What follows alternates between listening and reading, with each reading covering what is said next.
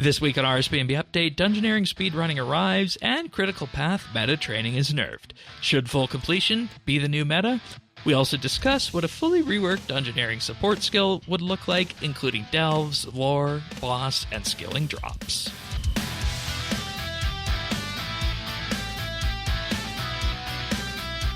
This is RSBANDB Update, episode 1090, recorded Thursday, May 21st, 2026. Reworking Dungeoneering.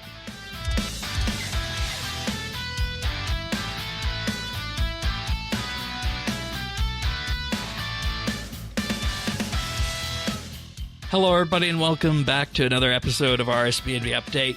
Just me and Tanis in this week. Welcome back, Tanis. Good to have you in for this episode. Thank you, Shane. We're talking Dungeoneering again. You either love it or you hate it. And we'll find out where everyone stands. Right? Some people love Dungeoneering a lot, and, maybe too much based on some of the high scores that we've been seeing this week. Just, like sub 2-minute times for large, high complexity floors. So we'll get into some of the changes that were made to Dungeoneering this week, but also because this week and this month has really been about Dungeoneering, we wanted to provide a bit of an insight into how we see what a Dungeoneering rework could have looked like. So what we're going to be doing this month is this week we're going to be doing something a little bit different. Is that we've been talking for a while on and off with our Patreon members about, is there specific episodes of our monthly bit catalog that you guys think the public could see? Or, should we, share some of these with the public? And the general consensus amongst our Patreon community is that it's been, yes, absolutely, share some of the monthly bit library with the public. So we're going to do this month, or this week. I keep saying month because we're sharing a monthly bit with you guys that we put out a few months ago about reworking Dungeoneering before we knew what the full scope of the Dungeoneering remaster was going to be. So we crafted what was a full-blown mining and smithing level rework of the Dungeoneering skill, and we'll introduce that topic in a little bit. But you, of course, have our Patreon members to thank for that, including our experienced tier members who make Update possible. And this week that includes Amos Reed, Bladecom, Dominic R, Jade Gizmo, Jason S, Jesse W, Julia W, Keski, Lemon Lodge, Luminos, Ricky A, Sioasis, Smavin, Snail Mage, The Naked Captain, and Tim.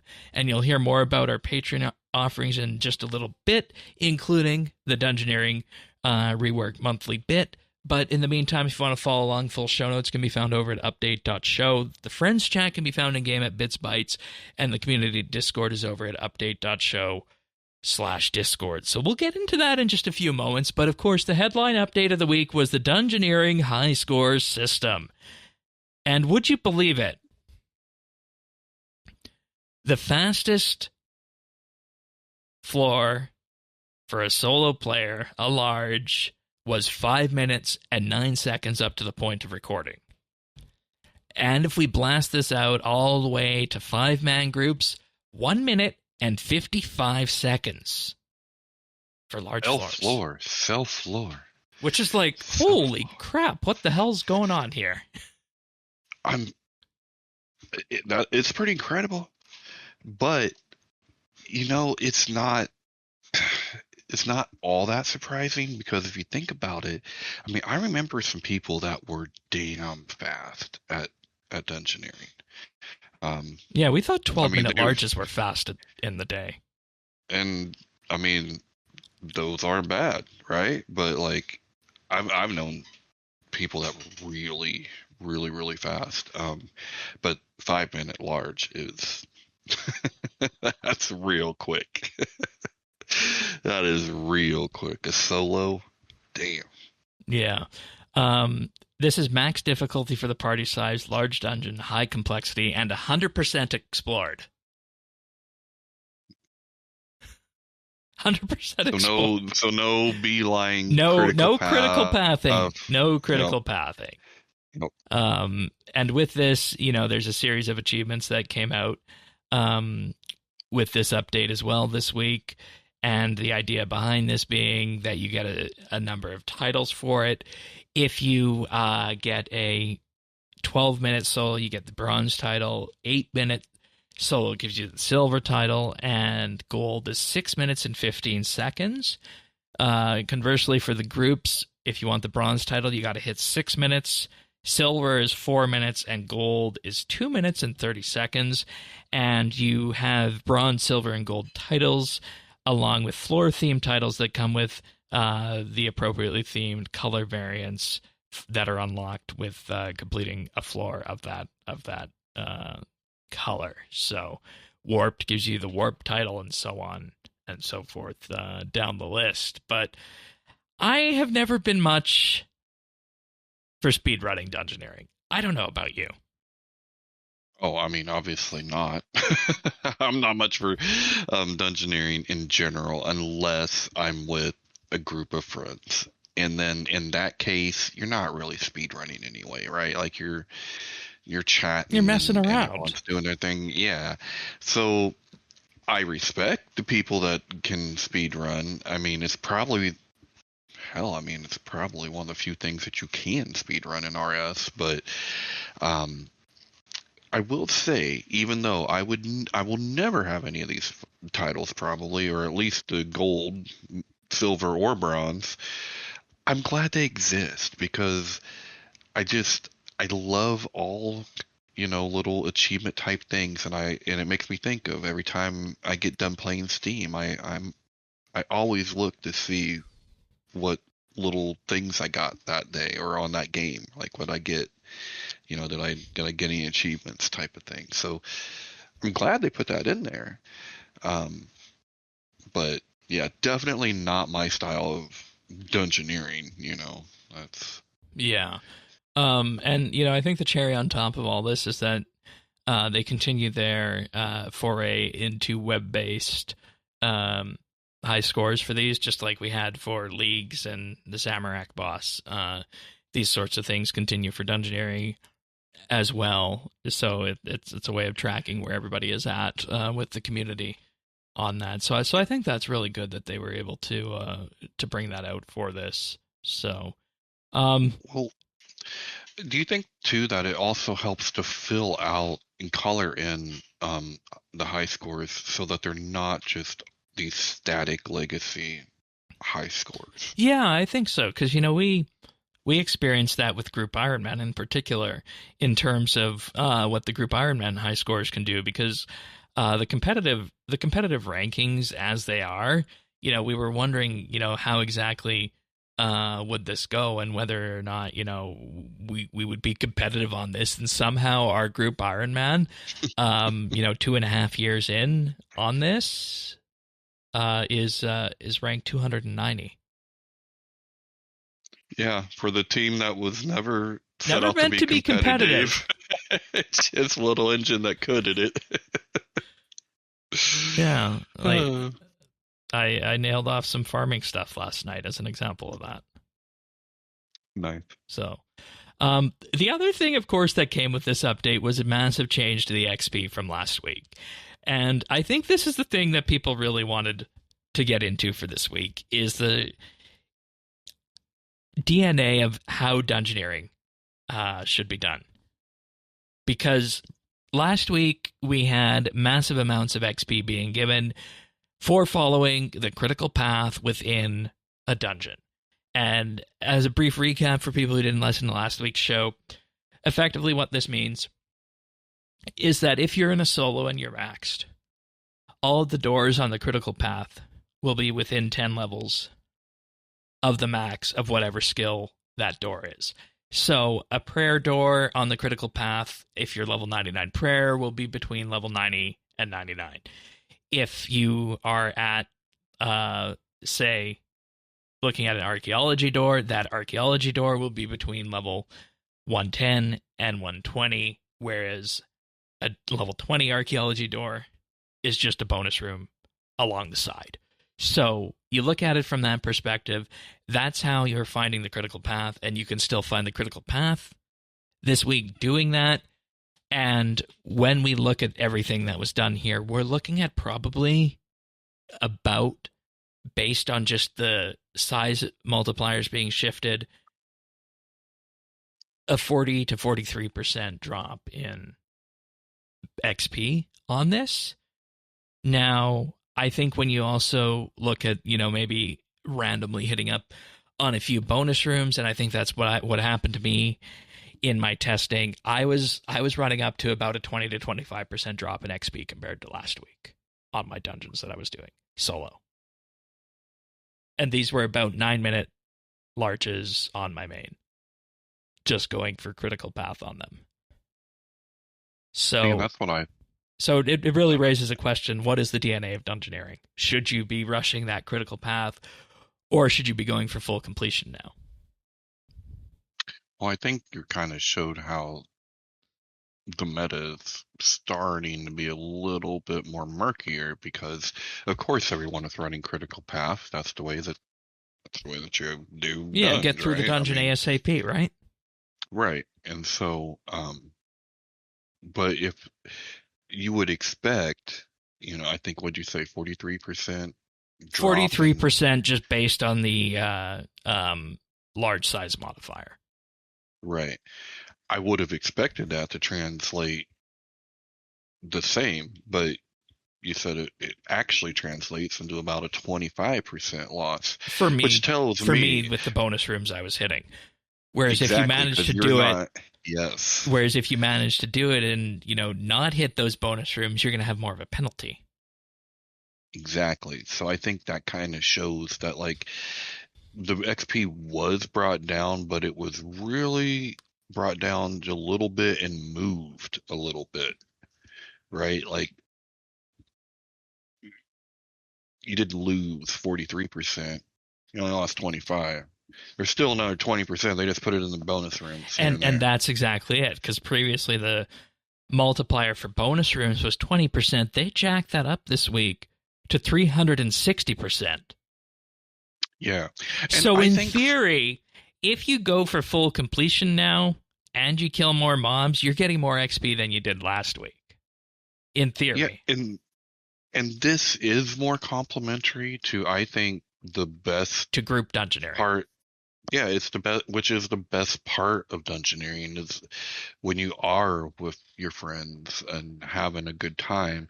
This really leans into that because, like I said, I think it might have been in pre-show. It's like we've always completed our dungeons. Like when we went, we always completed. Yeah, like I remember the debate between Thaxi and Tim in our GIM if it was worth it, to go back for 1 or 2 rooms we might have left. Yeah. So I think in a way, it definitely leans into the strong points of encouraging that kind of dungeoneering, which that's the kind of dungeoneering I think you do when you're with your friends and having fun. Yeah. And, it definitely, I think, makes solo play a little bit more difficult in that regard, because previously and you weren't here for this last week, but I said the thing that actually made me like dungeoneering a bit last week was knowing precisely how I could min-max it. And I wonder if that's slightly less relevant this week. Thanks, Shane. It's all your fault. Well, I mean, they were looking at it before, and in general, the players were wondering if this was the way to go. And I think it's worth noting that we don't exactly know which way they're going to go on this, and there might be further changes to these floor modifier numbers. Yeah, I mean, at the end of the day, you see them kind of encouraging a little bit, broadening the play style, but only in the way of exploration, right? Dungeoneering has stayed exactly pretty much the same. There's a lot of quality of life, and there is some changing of the numbers. But if those changed next week, I wouldn't be surprised with that either. They're gonna settle and they're gonna get in a good spot, because I actually think that opening more doors is a better You know what's really way funny? of doing it. What's that? When we talked about rebalancing the mid game a few weeks ago, our show title was Changing of the Numbers. Yeah. Well, there you go. Yeah. But the other thing I want to highlight from this week in the patch notes is that the warp stone drops. Previously, you had to interact with the boss to get a chance at getting one, and they changed it this week. So anybody this week in the dungeon has the option of getting a warp stone. So that was an important change to have been made there. But the other thing that came across my radar this week was from one of our community members who's frequently in the achievement Snail Mage, part of a duo group Ironman, said that his best option this week following the Dungeoneering changes in terms of XP for his playstyle is actually doing solo high complexity small dungeons. Surprisingly, for the best without any XP per modifier. hour. I'll be damned. Yeah. But it still has the bonus room multiplier on it. It does. It just doesn't. It does. So you're guaranteed to get those bonus rooms. Whereas previously, if you were focused, purely on that critical path of the large floor, there might be a case where, a small dungeon makes more sense if you can bang more of those out per hour. So, it honestly, and I wanted to highlight that because it really depends on how you play Dungeoneering, whether you're going for that full completion or if you're just going the narrow depth first critical path on that.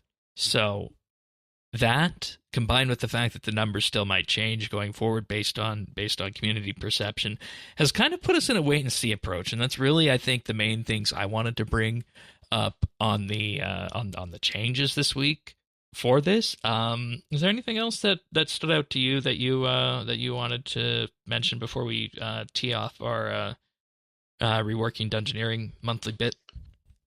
No, I think we covered it pretty good. All right, fair enough then.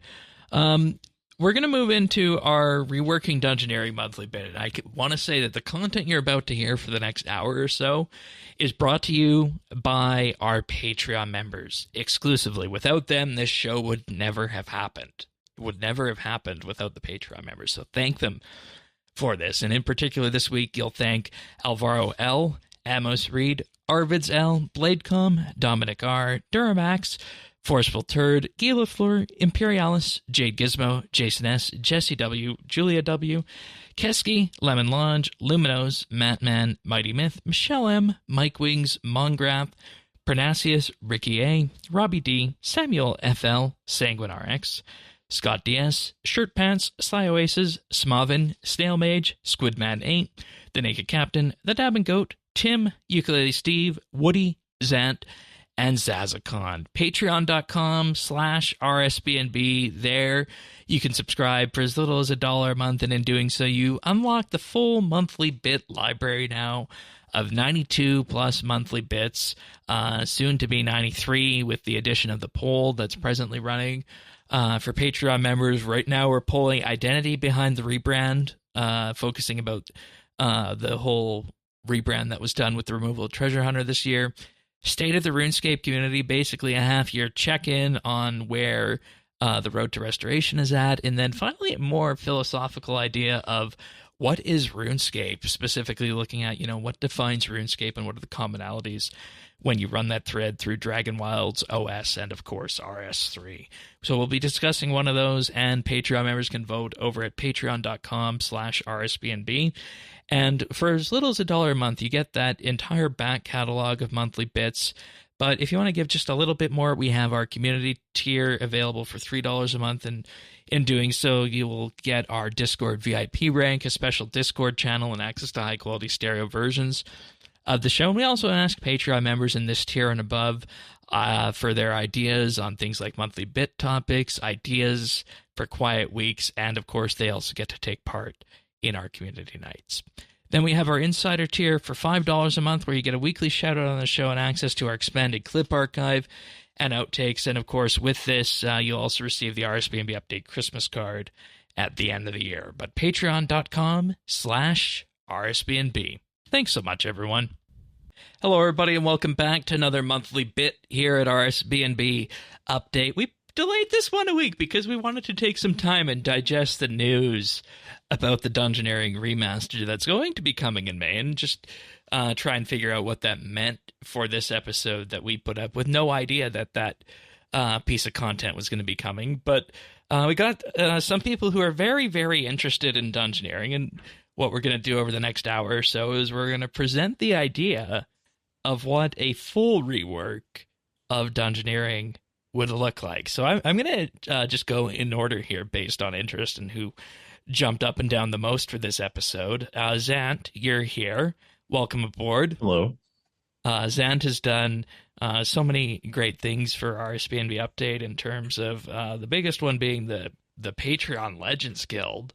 But you're actually a really huge Dungeoneering fan.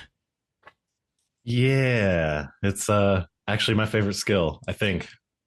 It's hard to tell nowadays with how little I play, but yeah. Which is amazing when you consider it, because I don't think I've ever I don't think I've ever known that up front about you, and you don't encounter many people who have Dungeoneering as their favorite skill. True. I just had a very good experience with it, like the couple of years after it came out, and I pushed to I think 117 or something with it before 2013, and not because I actually wanted to get 120, but because I just had a team and we were just having fun with it, and it turned into this speedrunning thing. Okay, that makes sense now. Yeah, and that actually was I talked to this I'm involved in the speedrunning community for other games too, and I've always pointed at Dungeoneering and RuneScape as the thing that kind of sparked my interest in it from the outset. Interesting. It's basically your XP rate is tied to how fast you're doing the dungeons, so it kind of makes sense that it kind of influences you to do that. Yeah, okay, that's good. Also, Zerdones is here. I am here. You just had some very good ideas on how to effectively rework Dungeoneering and effectively smooth over a lot of the pain points that I think we all see in this 16-year-old skill at this point. It is such a weird skill, and I do think it's kind of historically interesting, and I do think there's some interesting things that can be pulled on in it. It's just so boring. Yeah, I know. On the group Ironman, one of our big things was let's just set a few nights aside over the few weeks of the next month and a bit, and get everybody who needs to at level 75 Dungeoneering so they can get Priv, because we all know that soloing Dungeoneering is a painful, horrid It's horrible. experience. It's the worst. And we're going to be talking about their remaster on the main episode 1080 this week, but this is the rework episode. Also here is Avernick, who does quest and lore stuff with us, member of the Scrying Pool. And again, kind of like Zerdones, we sparked a bit of a discussion, and you jumped on board with it after seeing the news post this past week. I feel called out as the least interested now. Well, nobody... But I'll take it. You know what? Well, that's not to say Least interested in Dungeoneering is not a badge of shame. No, it's not, because I think it's a very interesting problem. Least interested would imply you're sitting at the back of class falling asleep. Okay, you gave me permission. I'm kidding. No, I think it's a very interesting problem, and the more I've thought about it since the topic won the poll for this episode, and then even more so since the remaster block came out, the more the gears have been turning. Yeah.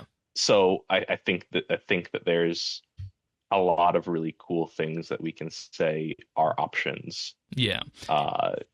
Whether or not they are what are happening. This is the pie in the sky approach, is what we'll say as we go into this. And, obviously the players wanted that. The Patreon members wanted that. You guys voted 80% in favor of this monthly bit. I think that's the highest poll result that we ever had, period. Bang. So pat yourself on the back. Big, huge thank you, everybody out there, for letting us do this episode. And we began with the idea that we go back to when Dungeoneering was first launched, that it's a skill that's primarily limited to one location, one training method, and it has mechanics in some cases at this point that have left the main game. So in this episode, we're going to look at this hypothetical rework that takes cues from newer skills and skill training methods that will bring the skill into the current year. And obviously the thing that has evolved since we put this poll up was the idea of a Dungeoneering remaster coming this May. And that led us to wonder, what is the difference between a remaster and a full-blown rework? The full-blown rework, which we are proposing here. The remaster would typically refer, as Jagex said, taking an original file and re-exporting it with modern standards in mind. So with that, when it comes to a game, overhauling or reworking has the connotations that the entire identity is changing, whereas refreshing could be more apt, but may not be applicable in all cases, especially when a remaster does include elements of re-exporting the original aspects. So effectively, to turn that on its head, a rework, or rather a remaster, is more like a refresh, keeping most of the mechanics the same. But a rework is that you are changing the skill's identity. And that, from the blog post that came out last week, gave us the scope for what to do on this episode. And I was actually very pleased when I read that post. And I know, Zach, you were a little bit concerned about whether or not we would have an episode for this week, but I told you that we didn't have to worry about that. Jagex loves messing with us, right? Yeah. Mm-hmm. Yeah. Oh, you definitely got an episode this week. So with that, we are going to be reimagining how Dungeoneering could be trained on top of Daemonheim, or if it were released as a new skill today. And with that, we're thinking of a budget similar to reworking mining and smithing. If it was to be towards the smaller side, maybe something like 120 thieving's budget could fit in. But the overall goal at the end of it would be to realign the skill to be more of the skilling support skill. Now, with that picture painted of the distinction between rework and remaster, does anybody feel like that there's anything there that, you know, we could split hairs on, or any of you want to offer a little bit more clarification on? I mean, I feel like we should acknowledge where we're starting from and why we're talking about needing to realign Dungeoneering as a support skill, because Dungeoneering is historically kind of maligned as everyone's favorite minigame. Yeah. And not for invalid reasons. Like the fact that it does take place entirely within one location, the fact that its only rewards are a domain-specific currency that you use to buy other things with, and like there's a store that you can buy out.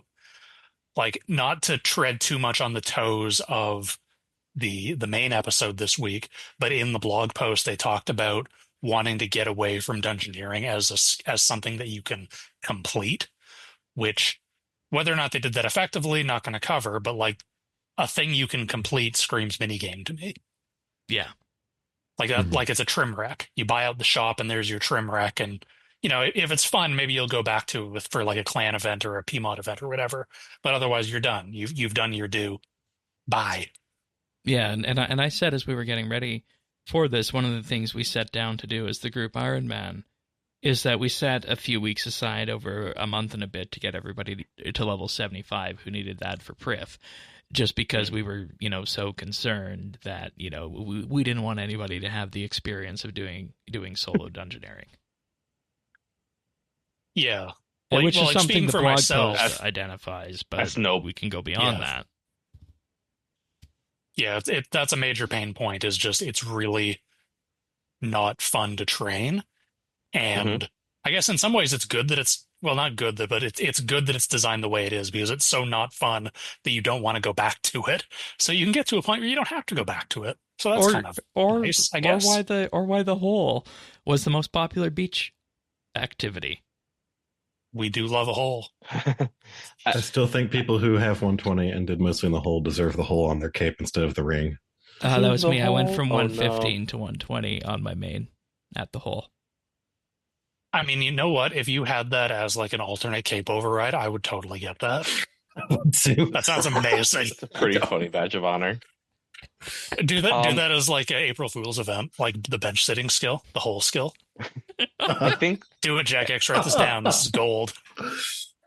And we are coming up to the 16th anniversary of Dungeoneering. It was launched April 12th, 2010. Darn. I do think that between something I thought in the pre-show where like it's kind of like a group boss where it's really fun in a group, but when you don't have a group, you're screwed. And Xant saying that like his favorite memories of the skill is when it came out. It's kind of like that's what a mini game typically also feels like, is like it's really fun in a group, but when you have to sit down and grind it by yourself because you need some requirement or whatever, it is way worse than every other skill. Like it's only fun when you've got an event going on or people are also excited, or right. And I don't know if that's where the game is right. It has been for a long time.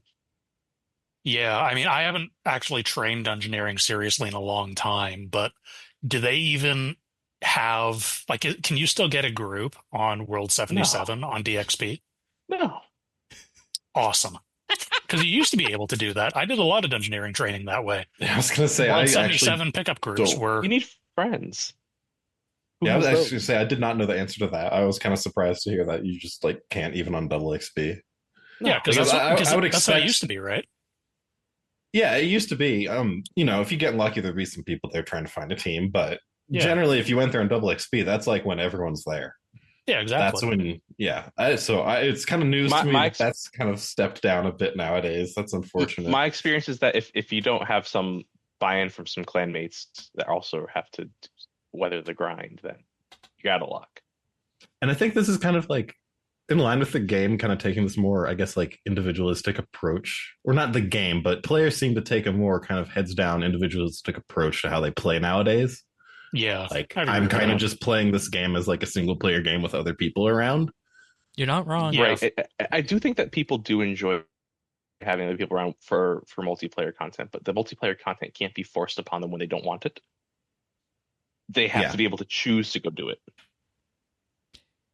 And let's also not forget that a lot of people who play RS just prefer to play in that solo mindset for one reason or another. So with that, we begin this rework with the context that we're going to assume that the May 2026 Dungeoneering rework has happened and that various pain points, as were outlined in the blog, have been removed from Daemonheim.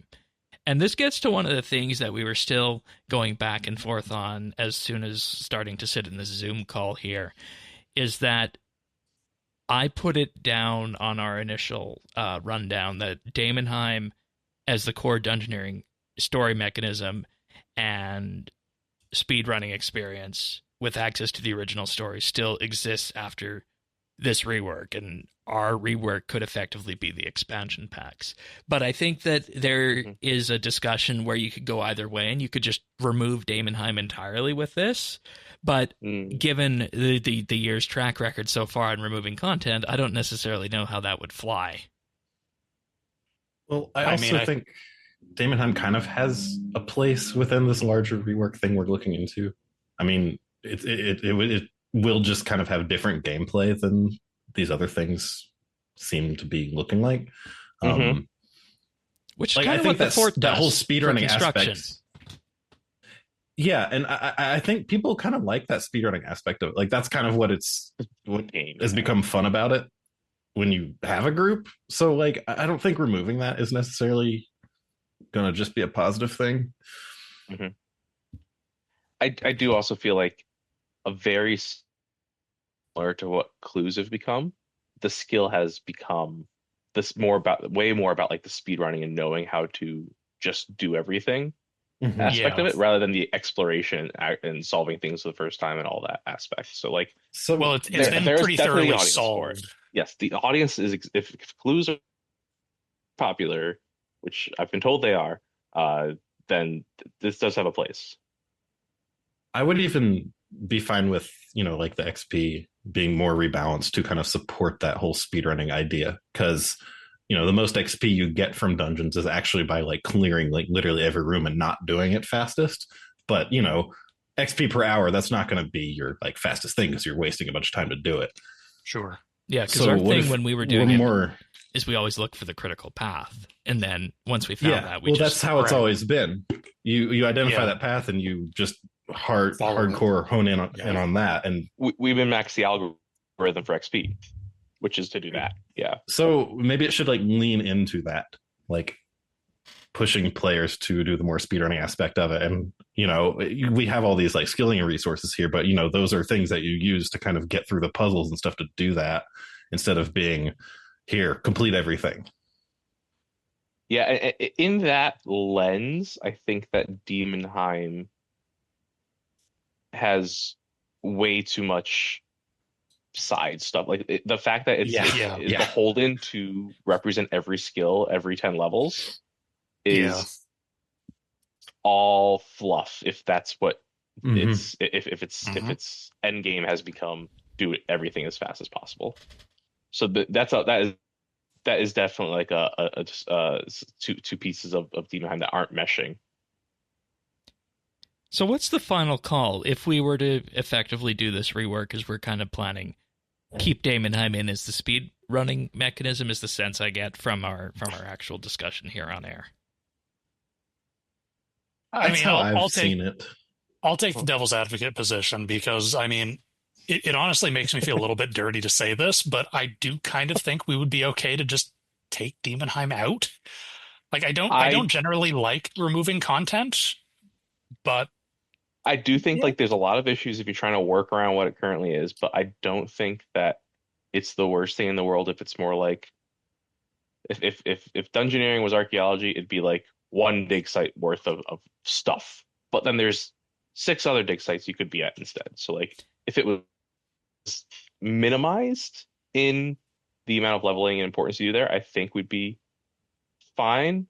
I understand that it comes with a lot of baggage and like how it was been built with all of the resources and the prestige system and the everything, and we're going to go down a very different direction, probably closer to like how archaeology has like 5 or 6 dig sites that bounce between and all that. But and that's kind of what I envisioned when we started setting this out. You know, 5 or 6 delves, as we've started to call them in the worksheet here.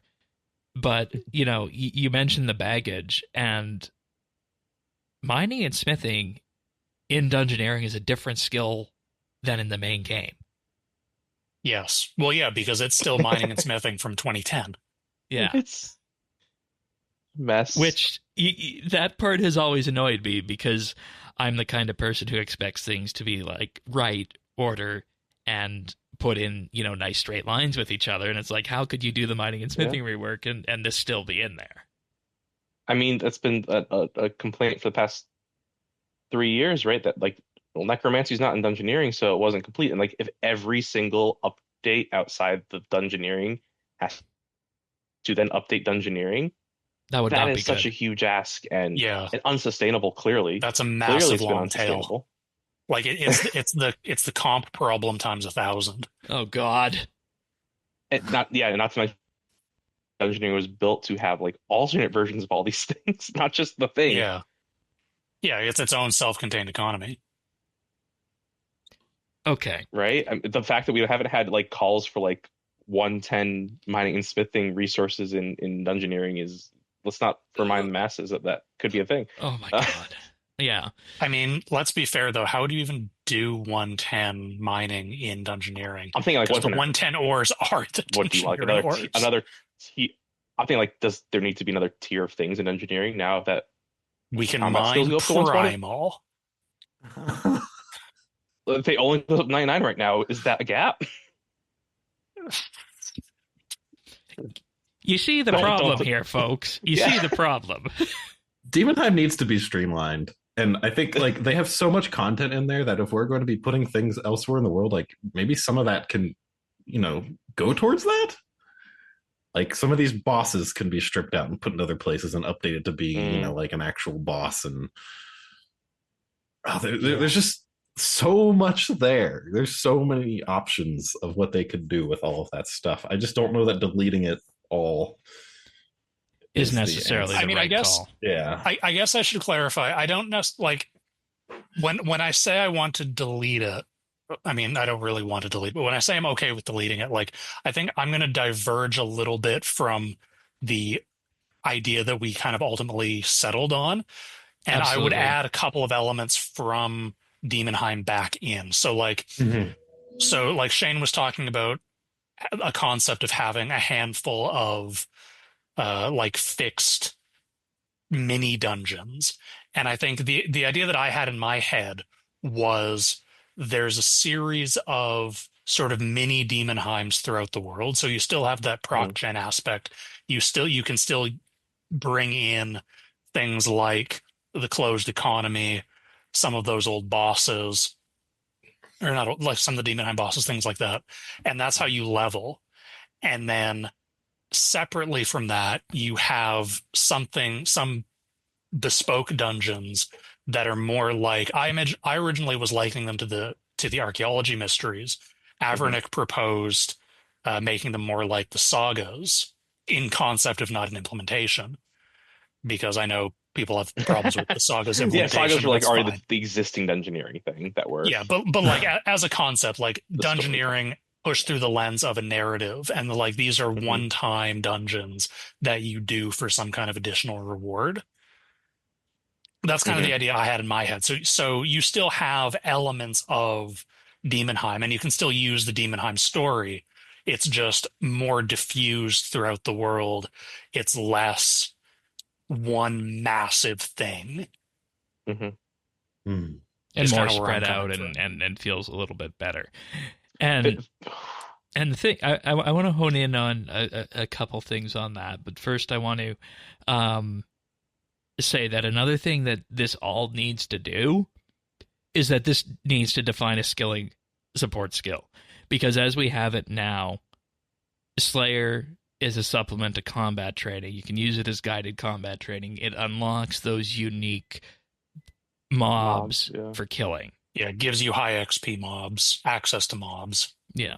Thieving is a support skill for resources more and more, especially after 120 with the amount of money that it can bring in through the heists and Mm. pickpocketing. Granted, we're still waiting. We're still waiting to see what their rebalance on that is going to look like.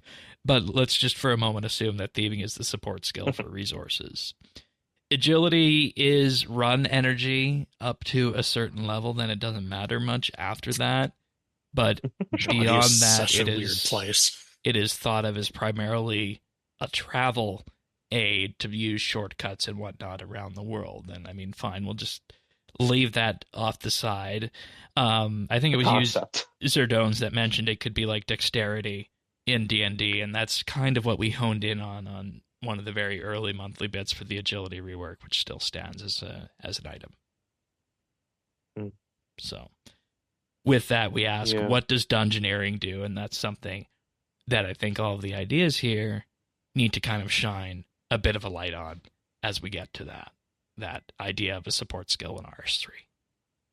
Yeah, dungeoneering as it currently exists is really weird as a support skill because like all of the other support skills, at least nominally, make other skilling more effective in some way. Mhm. Whereas dungeoneering, it's a support skill in the sense that it just incorporates all the other skills.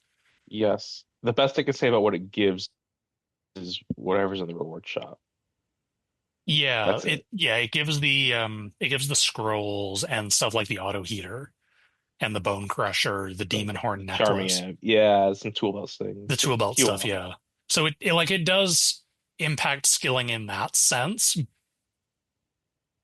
but it's kind of, and this is kind of where I was coming with my suggestions for what we do with dungeoneering is it seems like insofar as dungeoneering currently works as a support skill, it's the unlock buffs support Hmm. skill. It's the force multiplier, I think is It's the the term I unlock use. anything special to do with skills in game skill, I think. Right. It's not where like thieving, Slayer and thieving both make training skills easier either by giving better access to training methods or giving access to resources. Dungeoneering seems to be the just make skilling overall more efficient. Yeah, and right now that's primarily done through permanent unlock, and we do have a section for things that we'd like to support with drops and loot that we'll talk about after. So we have your kind of pictures or don'ts of having a bunch of procedurally generated dungeons throughout the world, and the reason I didn't go procedurally generated is that I feel like any time over the years we've asked Jagex to do anything procedurally generated, the answer has always been no. And I think the last procedurally generated thing we got were the Ark Islands. How do you feel about No, that can't be randomized right. as opposed to procedurally generated? So, I mean, how would you define the difference? You have this dungeon that's a set layout, but these specific rooms can be swapped out for different rooms. And it just kind of picks random ones each time that fit together. That instead of generating this completely random layout with random path every single time. Like, I'm talking like a dungeon that is always going to be linear. It's just the content you do along the way changes. Closer to like how Elite Dungeon mini bosses are like there now, but like that with a lot more elements. Yeah, so like the rooms would be like the thing that swaps out and can potentially change. Like maybe this combat room changes into like a puzzle room or something, Yeah. I think that the extent to which randomness is it's definitely in Daemonheim, but like how much we'd want it in all dungeons or delves, is that I think we're about to call them. We started calling them delves. Oh, I kind of see Elite Dungeons as like it's dungeoneering sort of, they've kind of just tacked on the dungeoneering to Elite Dungeons. You're effectively going through doing the same dungeon each time. I think the fact that you're doing that same exact dungeon every time takes away from it. And I think the randomness aspect of dungeoneering is one of the things that kind of makes it special and fun and enticing each time you do it. So I think whatever we're doing here needs to incorporate a bit of that. Not fully as random as because then it stops being dungeoneering and it becomes rather, okay, this is just a heist, but you're using other skills other than thieving. Basically. And it's also something that you can't just figure out and fully optimize your run of every single time. It makes it more dynamic. Okay, I'm okay with adding the random or procedurally generated rooms. Yeah, I think the limit of that would be like this doesn't change the layout of the dungeon that you actually progress through room by room. It kind of just swaps rooms. And I also think with this is that, and maybe I was leaning too much on the heist with this, but if you take inspiration from the resource dungeons, from Dungeoneering itself, the heists, and if you even look towards Hallowed Sepulchre on OS, RS, then you can kind of get a picture of what might be possible with this, to the point that you could have one tailored specifically to be Fremennik. You could have one tailored specifically to go somewhere in Havenhide. Oh yeah, the different when we teams. Get that. Yeah. I don't know. You could have one in the wilderness even, or the I up think north that in the frozen Majorat lands. Something Zerdone said a little earlier, which I think ties into this idea that I hadn't thought of before, was you had said something on the lines of having the dungeons in different parts of the world, but still part of the dungeoneering story. My question is is dungeoneering one story? It definitely is right now. It's definitely about like going through Daemonheim with Bilrock and the Dragonkin and the Rift and all that. But is our version of it like, is it still that story but spread out through the world more, or is it local? I don't think it stories? has to be that. Yeah, I was going to say the exact same thing. Yeah, my inclination, I didn't mean to imply that it should only be the current Daemonheim story. What I meant was just what I meant was just you could use that and you could have like a wilderness delve that is the Daemonheim story. And then you could have one in Fremennik. You could have one with dare we say it, gnomes. You could have that one is the gnome story. That is the Fremennik story. I think that's precisely how archaeology did it with the dig sites, and that each dig site had their own story. In that remember at the end of it, once you hit 120, you have the writing on the walls mystery that takes bits from each dig site for that meta level storyline, and maybe that's something that Daemonheim could complement. Whereas Daemonheim has 99% meta story. Yeah, well, and I think that's something that that's one of the things about Dungeoneering that I find kind of interesting is it is kind of a precursor to that using a skill to tell a story type thing that archaeology was trying to do. It's just much more tell a single story through the skill, which is a fine approach, but I don't think I, it works for a skill. I do think it limits eventually what the skill Yes. can do. Yeah. And And like then it's so now if you're trying to think like how you do Dungeoneering in Haven Heights, like does it have to be part of the Dragonkin Bill Rock, whatever was going on at Daemonheim? It's probably better if it doesn't. Yeah. yeah, I was gonna say, like, in an ideal world, I would hope that Dungeoneering would be more agnostic to the world in general and not just focused on Daemonheim.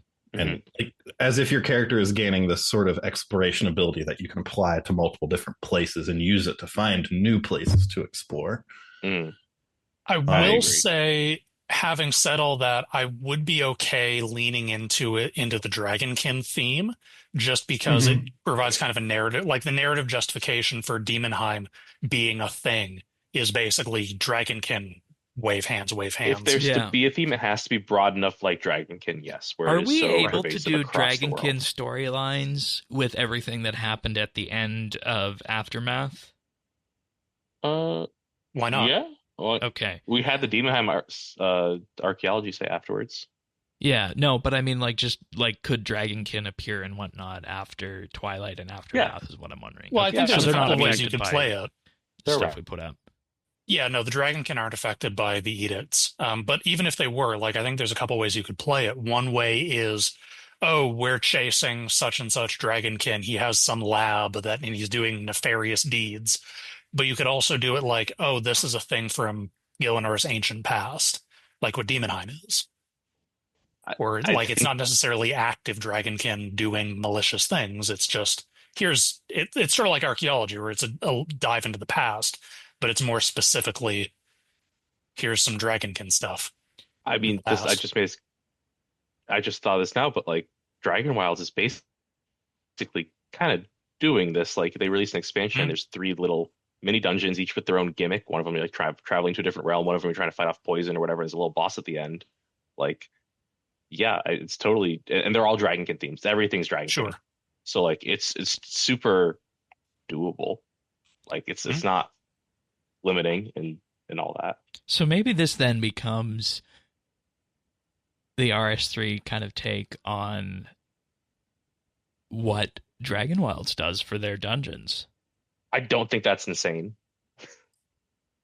Yeah, you are They have, like, you are the 10 at Dragon this point. you are the Dragon Wilds fanboy out of everyone who's here. Oh, thanks. No, they have like 10 dungeons at this point. Each one is like, you probably spend like an hour or so. Like, it's not anything randomized or anything like that. Like, that's definitely a They're all divergence bespoke in this. dungeons. They're all bespoke, but like they start pretty basic and they all start getting like what they have a different gimmick each one, and they've started going back and like redoing, so each one has like a very unique boss. And it works for that game. Is it copying Dragon Wilds? Maybe just like retreading ground, maybe. But It makes me wonder. definitely, we can add to the list here of things to take inspiration from.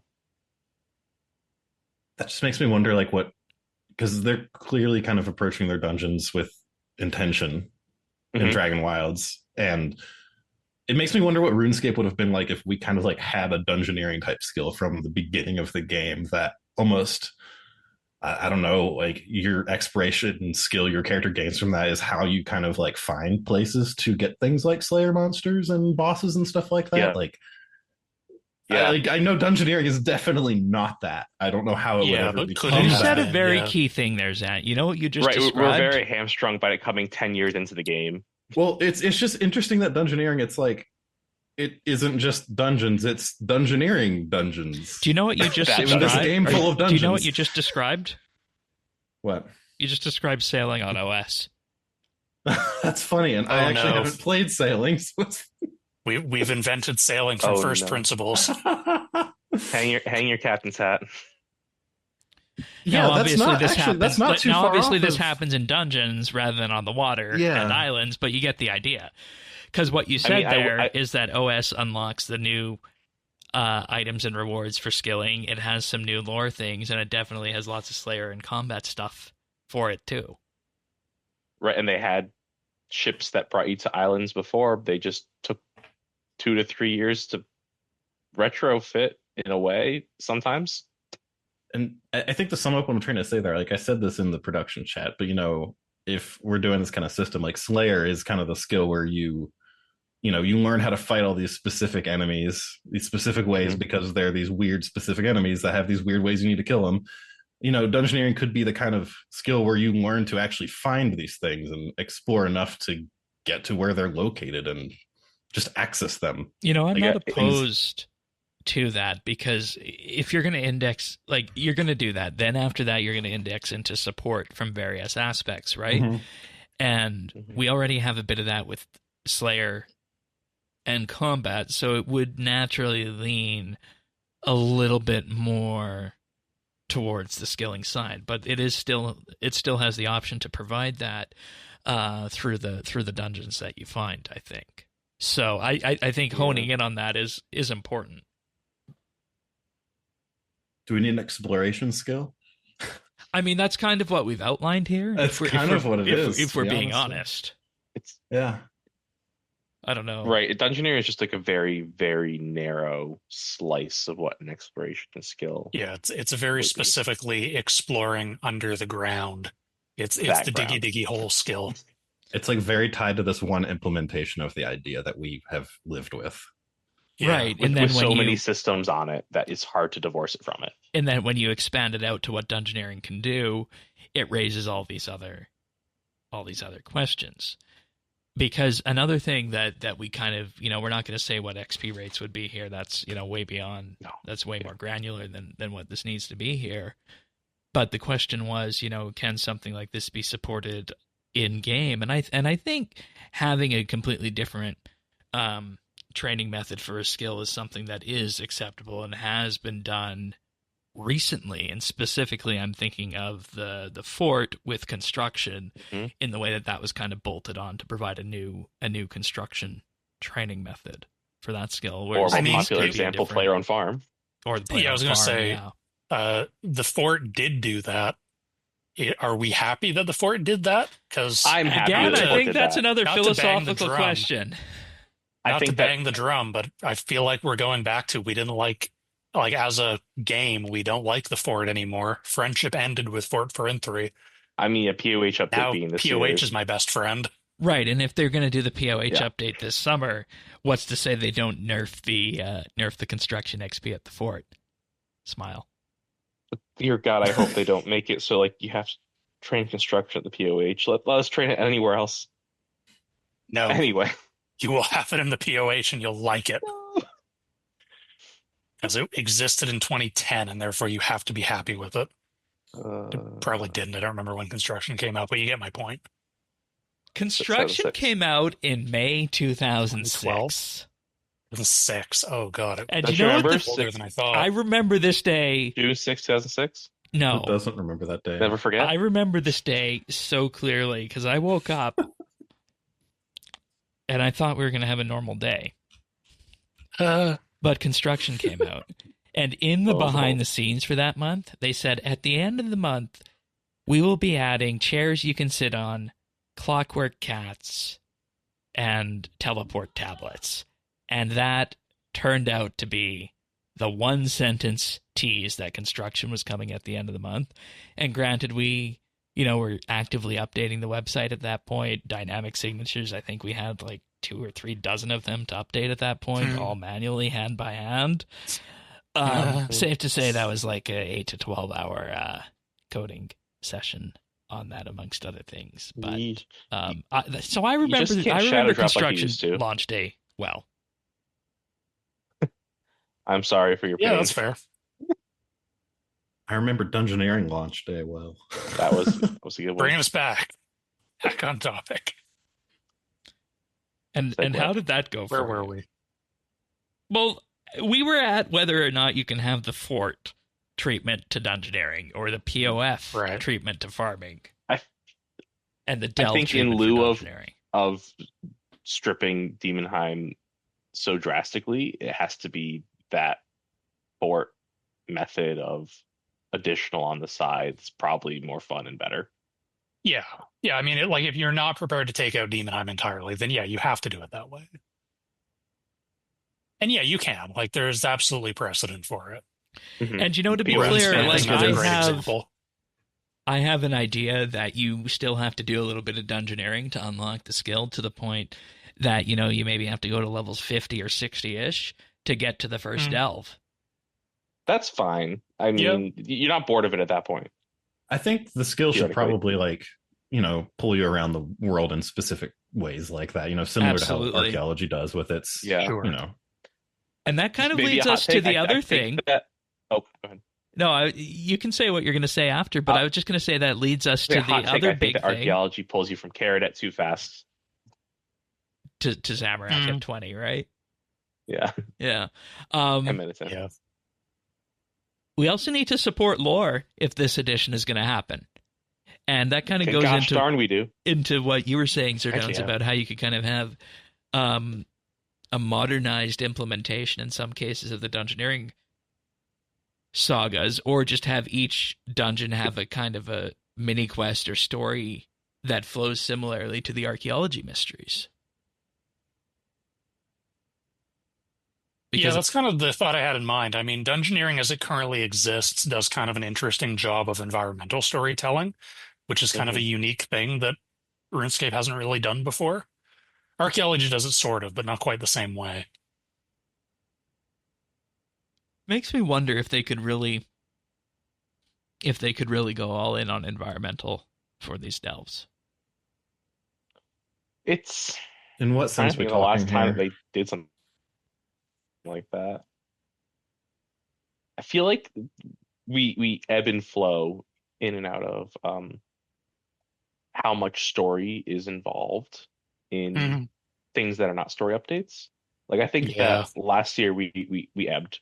Like it was either last year was the desert quests were very on their own and very little went outside of those, just the Emasculate boss fight really. Whereas like Elder God Wars year, it infused everything. The fort too. The fort too was a flow. It was.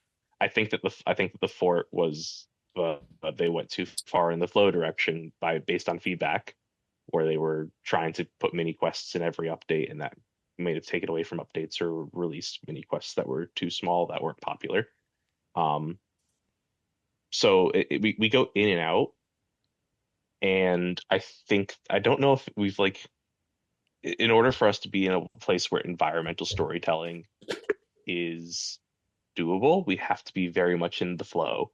We can't be in the ebb side of the cadence, because it just won't be a part of the conversation. Right. I have a question, and I don't know the answer to this. I know you are a no, Zerdones. Avernick, you might be a maybe, and I really don't know for you, Zant. Have any of you done the quest Garden of Death on OS RS? No. Yes. Yeah. Okay. I think it's cool. That quest is a quest that's entirely environmentally based storytelling. I mean, environmental might be a little bit of a push. I think it's entirely UI-based. I was just thinking of that as an interesting point. It is, and it's probably one of my favorite quests on OS. For that reason, also a 10,000 XP farming reward associated with it. It's good. I think that we would do well having. I think that is a good analogy to draw to original Daemonheim. I don't know how. The problem is with the Daemonheim version of it is that people don't get. It's a very, very niche audience that gets involved with the story at that exposure level.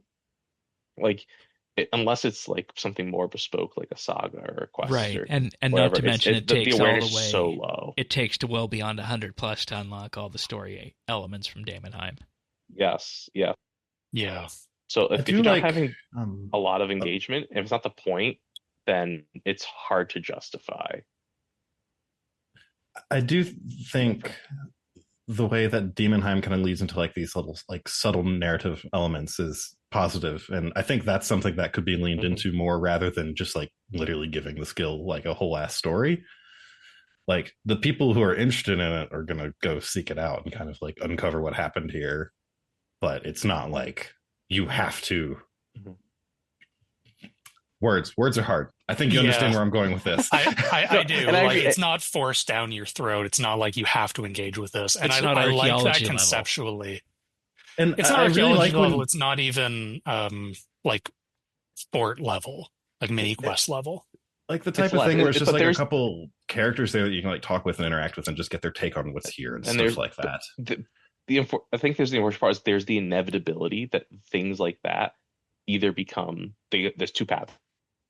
One, the voices become louder and louder that like very background information is like never addressed. That definitely happened with Daemonheim, with like what happened to Marmros and Thok at the bottom, what happened with the Floor 61. I was about to say. Token. Floor 61's like a big one. The smuggler's identity does a lot for Daemonheim.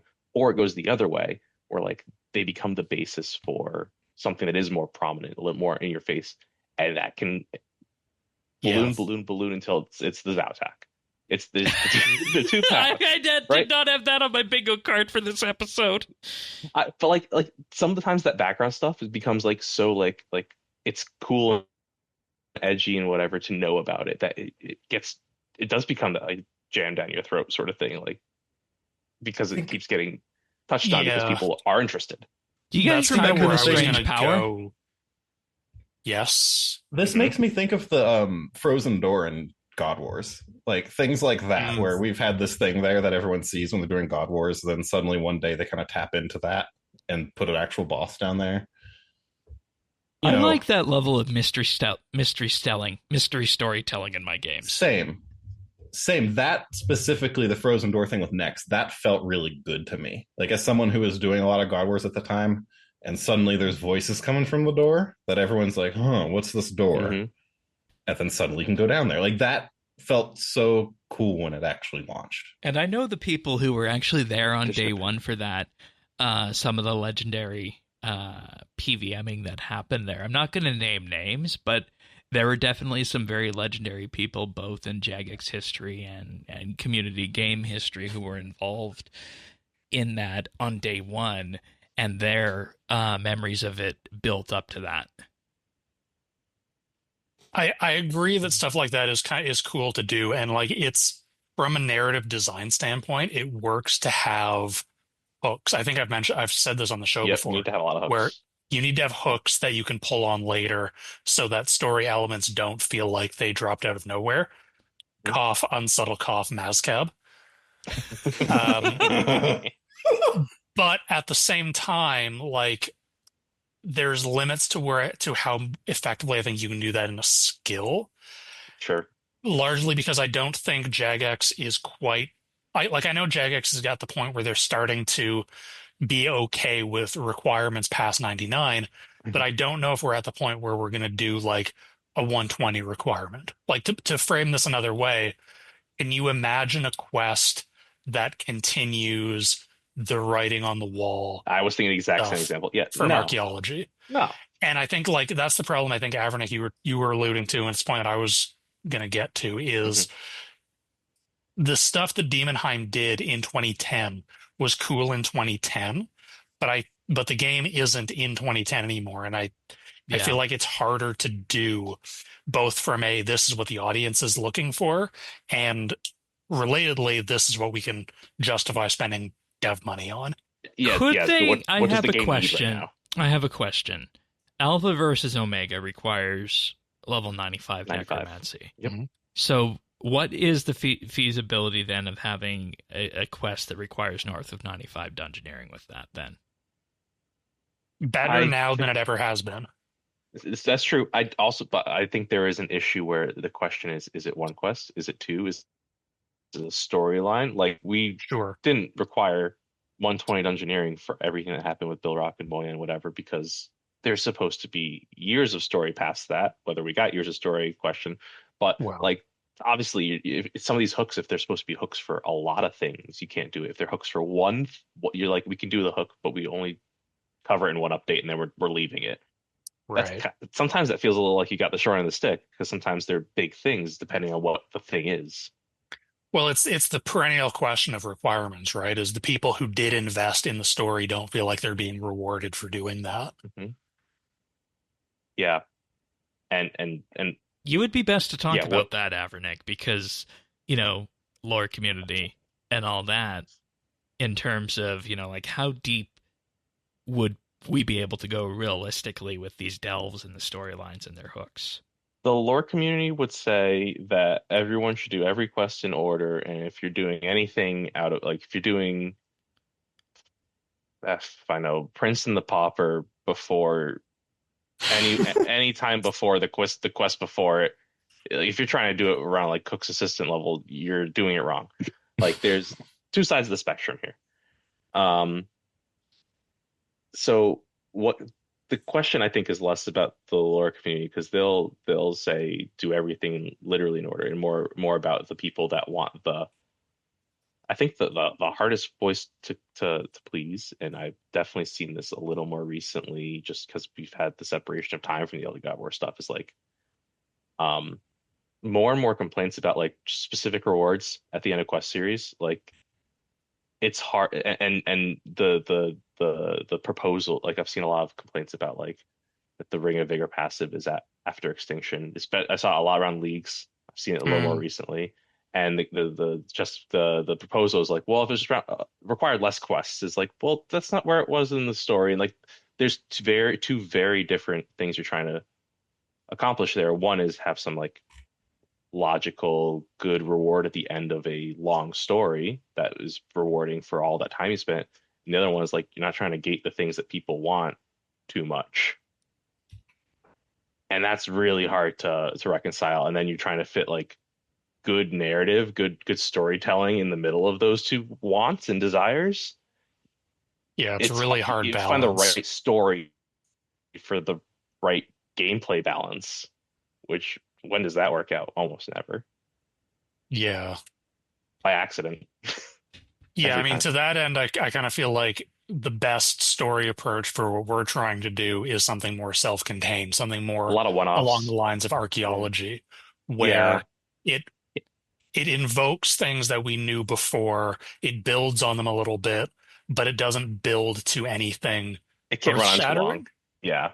Yeah, it's more just flavor. I know there was always the discussion, you know, should the archaeology mysteries have been more? Should there have been a conclusion at the end, like we were talking about with like that, like a quest to tie it all together with writing on the walls and whatnot?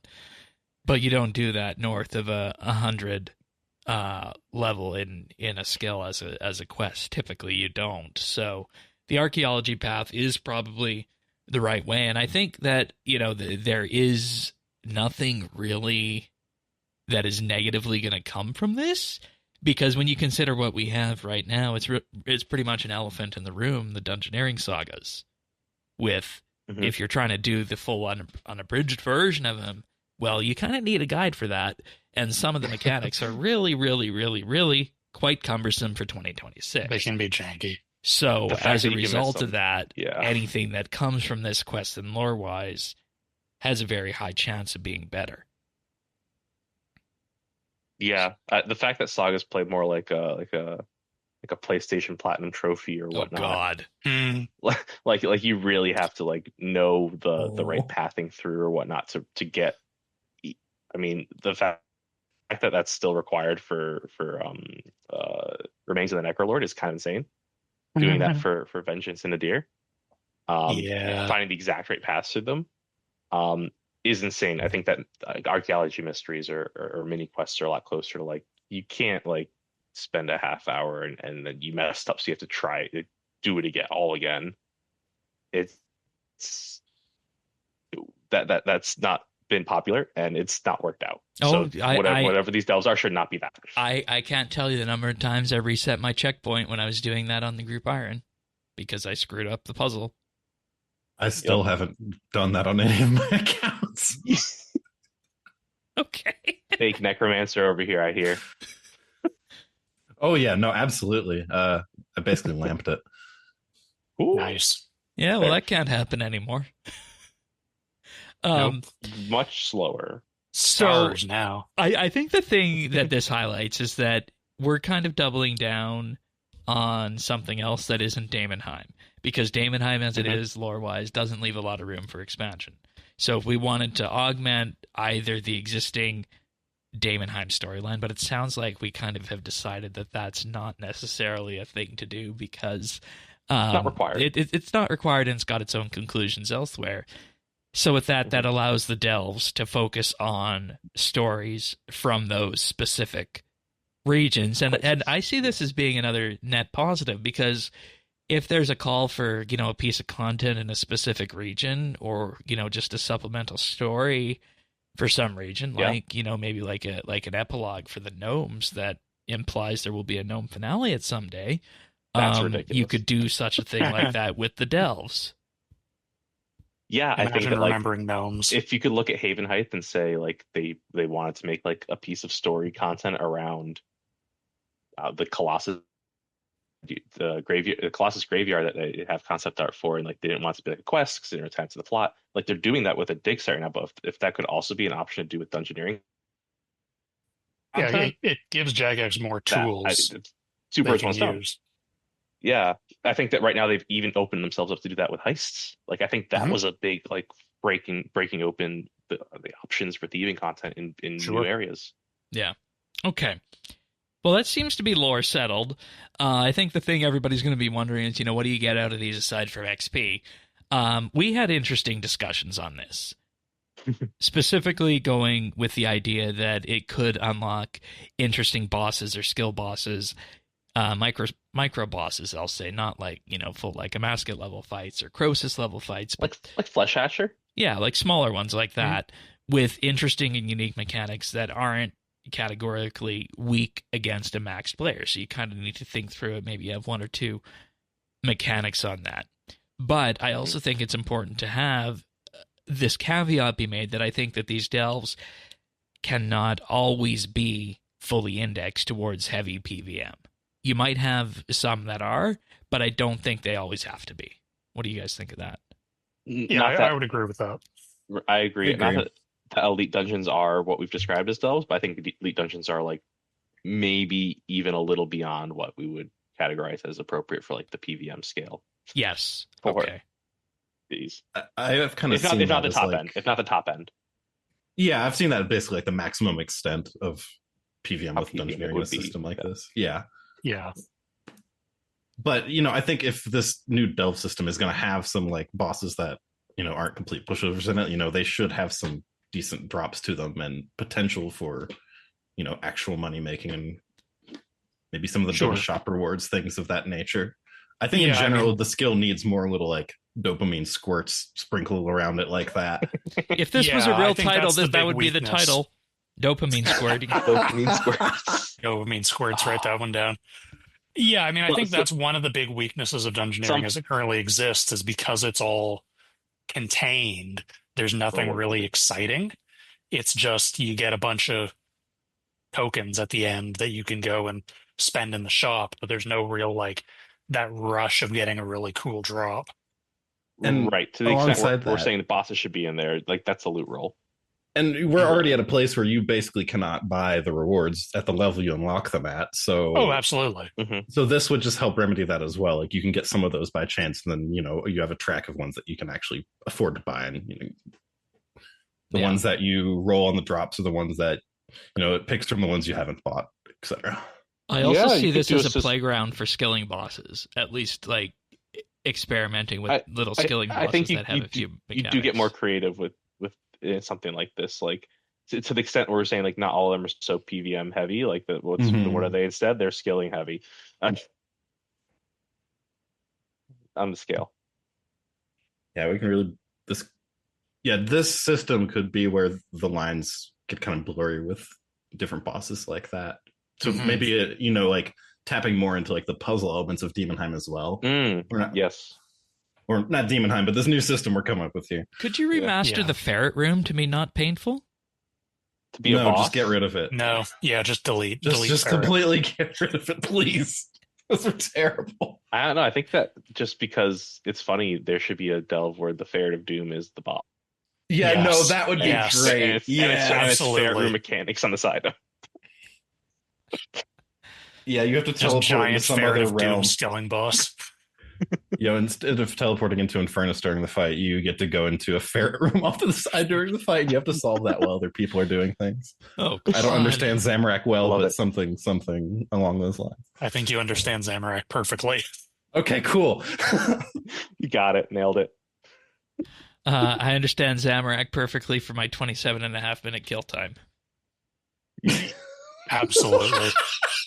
What enraged was Absolute champion. 0. that? Please. Shane had a very specific You didn't know type about of that, record with Abernick? Yeah, did you not know about that? I might know about it, but I don't remember it. that. Shane had a record. Oh goodness. I think he's still like he's Third still bottom. He's still up there, down there. There's Are you two- still, are you still- only third bottom? Yeah, Okay. Are you still there's- fighting Zamorak to this day? No. There's 2 more Well, you never people go below back. me. I was 27.44. There's somebody at 41.06 and someone at 49.48. At what point does Wow. that just become impressive that you just like lasted that long? I got Yeah, I mean, I compliments think from 40 minutes is pretty PVMers on that. impressive. Like an endurance test. Yeah. Anyways, aside from that, when we're looking at, what these things could drop, we're looking at supportive items for various skills that could come from each delve. And the idea behind this being that, depending on what the game needs at the time, maybe there's one, where we need to, at some point, help out crafting. Maybe we need to help out herb lore. Maybe we need to help out fire making, something to that effect. Something that could hone in on those various skills. Yes, personally, I think all skills should have more options for skilling gear, but that's its own web twin tangle that needs a Yeah. rework. Because my thing that was Yeah. spinning in my head was some sort of resource that would come from a subset of these delves that would provide a new crafting training method. Crafting spirits, I see. Well, no, let's not go to this. Oh no. Leather No, I spirits. see what you mean. I see what you mean. I think that that's maybe. I think that they've tried to gear crafting specifically towards farming and hunter as the gathering skills, but I can see where you're coming Like from. maybe like some limited It item would be that- like core that- gear, maybe, that goes on to or it. add-ons. Yeah. Because the reason for like mentioning that is that if you look at sailing, to point back to sailing again, there's a whole new suite of logs that are unlocked exclusively through sailing, as an example. Those do that feed go back into sailing, That go but into sailing yeah. and whatnot. So, Yeah. all right. And then we also thought that these could come from the dungeon boss at the end, or from just resources that are found and gathered inside the dungeons. It doesn't necessarily need to be a be-all and end-all of whatever boss or skilling boss it might be. It could just be a rare resource vein that is unlocked within that delve at various points. Yeah, I like that point because it does emphasize a little more on the exploration side, which is, Yeah.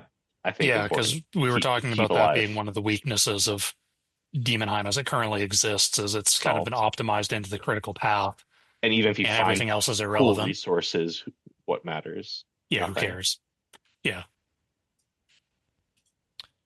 The other thing that we settled on, and there's pretty much universal agreement upon this, is that whatever happens with this, everything that is to come of it needs to be consumable, so that it's not, just go there a handful of times and voila, you've unlocked it for your account forever. Yeah, like I think my initial idea was to have the delves reward like you'd uncover like a tome of forbidden knowledge or whatever, because I was kind of leaning into like the Indiana Jones thing where you just find something at the end. And then like I was likening that back to the scrolls that we currently have, where like it's a one-time unlock and it unlocks a passive. But then, yeah, Shane, I think you made a good point about making them consumable to maintain like a reason to go back to keep doing them, which I think is a good point. And so I kind of shifted my idea into something more like the spring cleaners or the crafting or fletching cleaners. Not that they necessarily have that effect, but you uncover like a relic at the end, and then you have to charge that with some consumable resource. And you can have multiple different relics. So I guess they sort of essentially become a skilling offhand, but I would probably put them in the pocket slot just to really screw with people who want to use the scripture validness. The spite. Yeah, I was thinking that maybe, like, before we had this discussion, I was thinking that some of this could function as you just kind of have some rare drops in Dungeoneering and you can get them from doing it, and that's your drop. You can sell it, do whatever you want with it, type thing. But yeah, I think I agree with more consumables, things that keep you coming back. But I do also think it would be nice if there were things in there, something along the lines of like the Inquisitor staff of archaeology, where you can get these rare things throughout anything in the skill, but it's not like something you're going to sit there focusing on. And I also want to, again, mix, yeah, with that design and harken back to OS, because one of the things that RS3 gets a lot of crap for is that a lot of the upgrades for various skills have these lengthy bits of nonsense behind them as people see it. And as a result of it, sometimes you just want to get a drop and have that be the reward and have it work. So I don't think there's a problem with having a few of those either. What's that buzzword now? Sideways progression? Yeah, horizontal progression. Horizontal regression. There we go. Buzzword, no, that's a way of life. Yeah, I think some of those kind of drops, like a staff of a tier that already exists but has some unique ability to it that provides some niche. I don't know. Yeah, we just did it with heists, with spec weapons. So yeah, I think that's a great example of how that could be implemented. Yeah. And when you get to the end of this all, you have this idea that the player has learned through exploration, and they found interesting new bosses, monsters, tools, resource materials that will help them in the other things, the other adventures that they do in game. And I think if the heist can do that, or the heist, wow, the delves can do that. That's one of the things that angles them more towards being a support skill, or rather having Dungeoneering as a support skill. Yeah. And just to rattle off the ideas that we thought about, we mentioned the pocket slot items. We didn't mention that this could be another apt source for skilling offhands. Just access to bosses, mobs, and skilling bosses in general. Micro ones could be another thing. And then I think it was you, Avernick, had the idea of a portable gatestone, a rare item. Not my idea. I'm not taking credit for it. But okay, something that lets you effectively move around the game world just a little bit better to a point that you would charge it to, or something to that effect. Yeah, I think a portable or overworld gatestone has been too prevalent an idea to not mention. As I don't know if it's a good idea, but I think it's definitely an idea. It's definitely an idea of all of the ideas.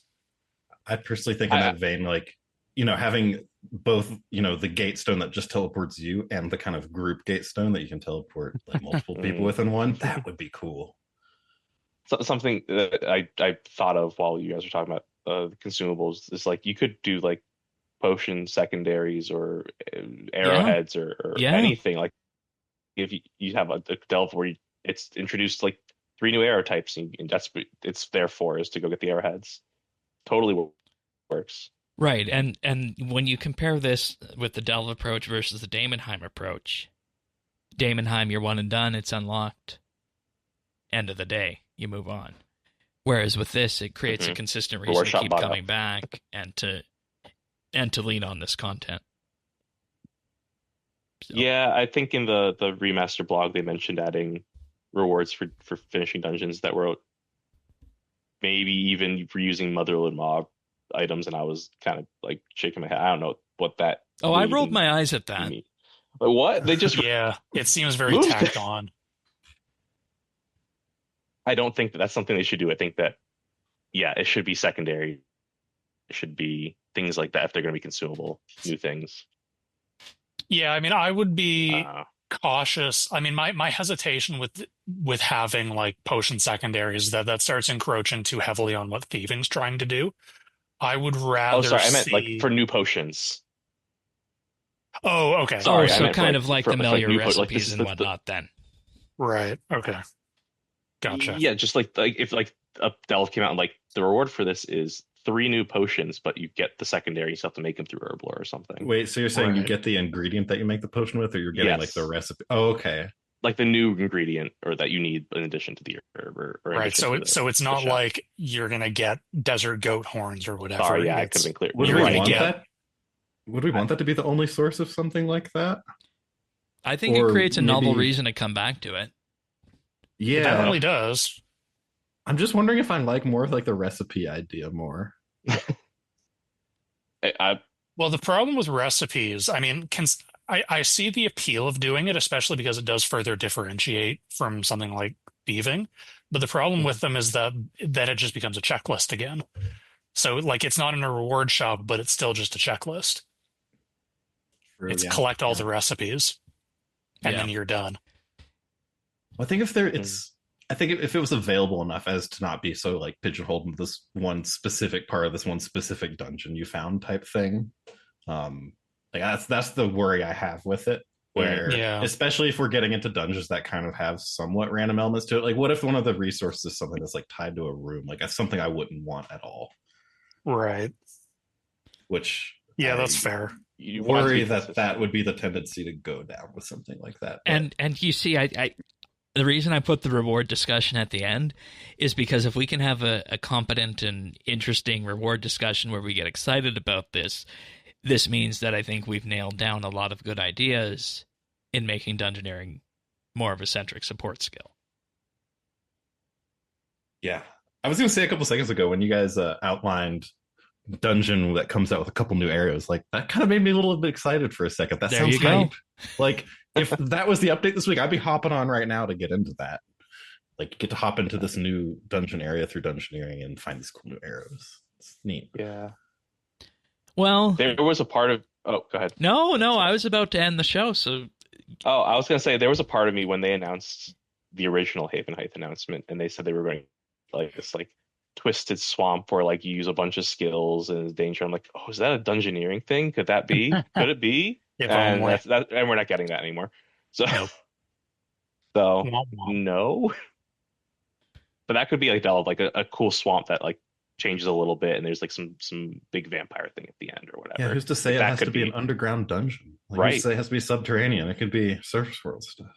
Like, yeah, maybe it just shouldn't be called Dungeoneering and just be more agnostic general exploration or Exploration. whatever Yeah. that would be in RuneScape. You know, well, and I mean, if you dive into the trekking. I don't know. Temple. if you dive into the entire discussion around this, you get to a situation where you have the ability to effectively say that yes, Dungeoneering has the idea of opening up these dungeons and allowing you to do all these things. And what is the thing we learned in Daemonheim? Oh, we learned more about the Bill Rock storyline. Well, now you can do this with all the other ones. I don't think it's a far cry to have exploration as one tip off the edge here. Mm-hmm. So, anything else before we go? We're at about the hour 15 mark. So, we went over the lore, the drops, the core basics of the idea. What it would look like more than just a refresh. Any final I'm proud thoughts? of us. I thought we were going to go way longer on that. Oh, that was pretty good. Not bad at all. Well, folks, thank you all for being here. Zant, always good having you on. I'm glad to have learned that Dungeoneering is your favorite skill in game, Yeah, it's a pleasure. Thanks for having me. and that we've been able to enhance it a little bit. Avernick, always good having you here. Even though I might have framed it like you were the least interested, you definitely carried your weight. It was a good discussion. You redeemed yourself. I'm glad I got to talk about story stuff for too long. Well, you were the one that initially thought if you said the wrong thing, you wouldn't get invited back to the show. Oh my goodness, I'm gonna live it down eventually. Eventually. It is not this day. And of course, Sir Dones, thank you for being here and just providing what is a good backbone to an idea that I had and kind of helping me flesh it out a little bit on that. Yeah, always happy. I was surprisingly felt good about that idea, so glad we could share it with people.